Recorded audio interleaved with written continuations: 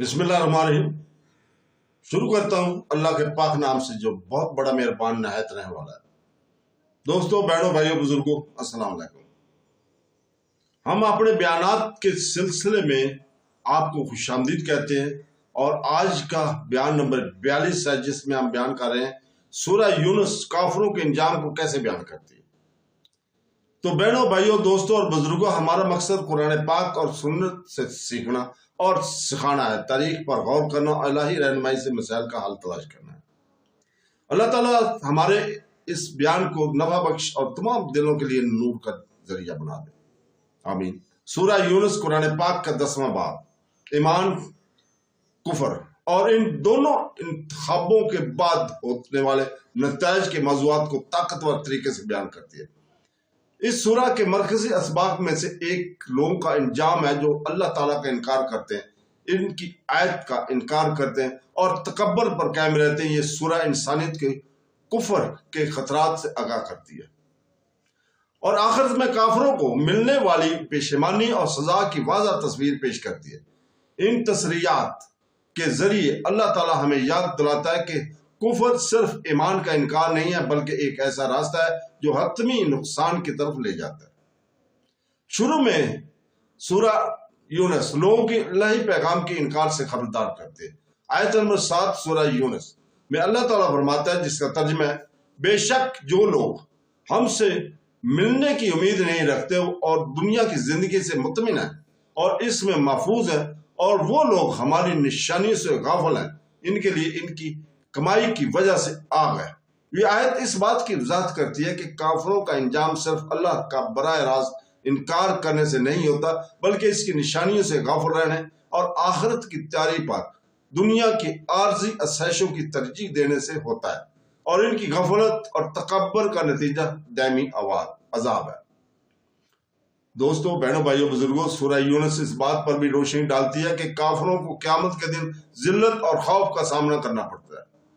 आयत 27 में, सूरह यूनुस की आयत नंबर 27 में अल्लाह ताला फरमाता है, जिसका तर्जुमा है, लेकिन जिन्होंने बुराई कमाई, बुराई का बदला इसके बराबर है और जिल्लत इन पर छा जाएगा। अल्लाह की तरफ से इनका कोई मुहाफ़िज़ ना होगा। इनके चेहरे रात की तारीकी के टुकड़े से ढके होंगे और यही लोग दोज़ख के साथी हैं, वो इसमें हमेशा रहेंगे। यह तफसील खौफनाक भी है और वाज़ा भी है। ये ज़ाहिर करती है कि किस तरह कुफर न सिर्फ सजा बल्कि शर्मिंदगी, बेइज्जती और किसी तहफ़्फ़ुज़ या हमायत की अदम मौजूदगी का बायस बनती है। एक और इबारत जो कुफार के इंजाम को बयान करती है, आयत नंबर 52 सूरह यूनुस, जिसमें अल्लाह ताला फरमाता है, फिर जुल्म करने वालों से कहा जाएगा कि अब्दियत के अज़ाब का मजा चखो। क्या तुमको बदला दिया जा रहा है स्वाय इसके कि जो तुम कमाते थे। इनकी किस्मत इनके इंतखाब से जुड़ी हुई है। सच्चाई को कबूल करने के मौका मिलने के बावजूद इसे मुस्तरद करते हैं।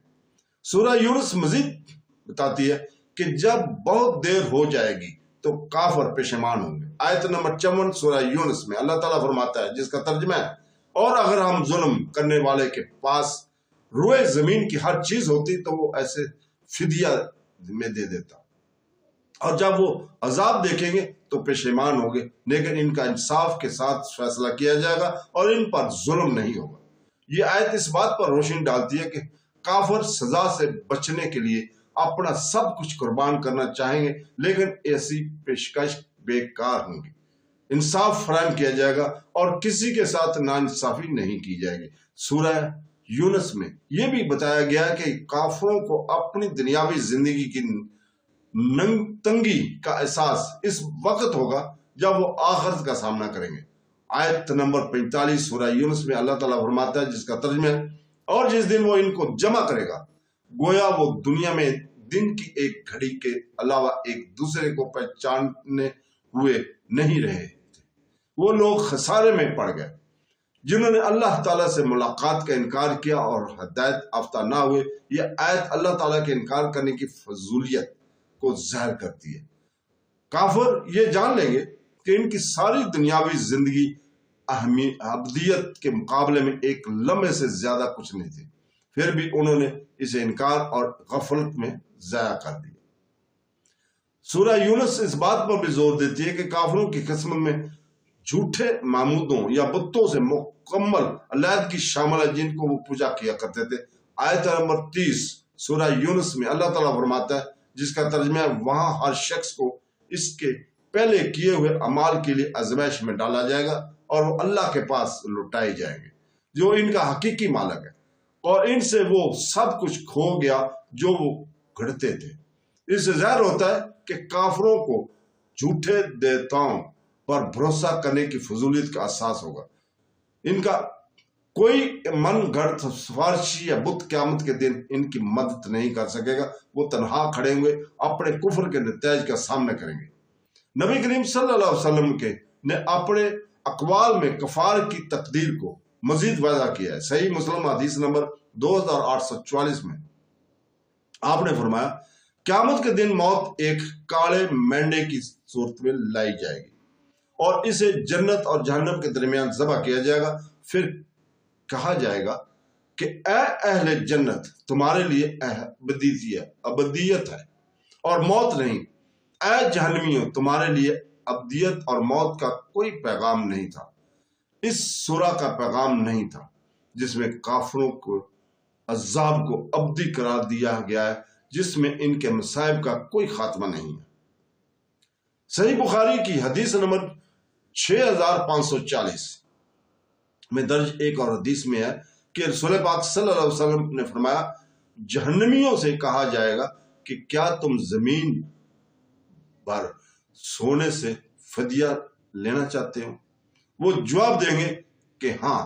پھر ان سے کہا جائے گا کہ لیکن تم سے اس آسان چیز مانگی گئی تھی جب کہ تم سورہ یونس میں موجود تھے۔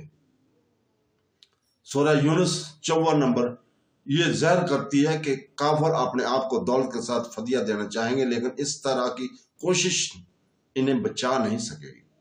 سورہ یونس مسلسل اس بات پر زور دیتی ہے کہ کفر محض جہالت نہیں بلکہ حق کی جان بوجھ کر مسترد کرنا۔ آیت نمبر 44 میں اللہ تعالیٰ فرماتا ہے، جس کا ترجمہ ہے، بے شک اللہ لوگوں پر ہرگز ظلم نہیں کرتا بلکہ لوگ اپنے آپ پر ظلم کرتے ہیں۔ اس سے ظاہر ہوتا ہے کہ کافروں کا انجام خود ہی ہوتا ہے۔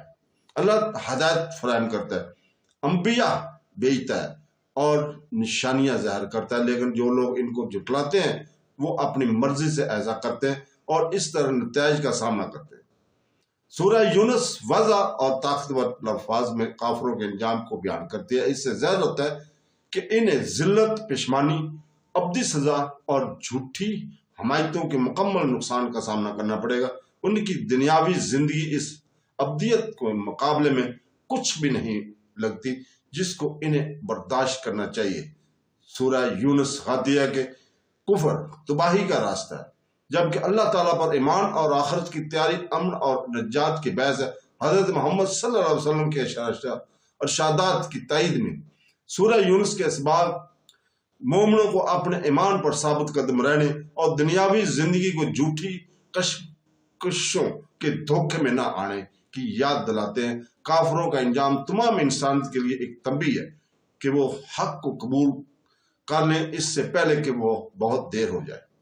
تو دوستو، بہنوں، بھائیوں، بزرگوں، آج کی گفتگو کے اختتام پر ہم دعا کرتے ہیں اللہ تعالیٰ سے ہمارے دلوں کو پاک کر، ہمارے اعمال کو قبول فرما، ہمارے گناہوں کو معاف فرما، ہم اپنے شکر گزار بندوں میں شامل فرما، ہمیں قرآن پاک اور حدیث نبوی پر پیروی کرنے کی توفیق عطا فرما۔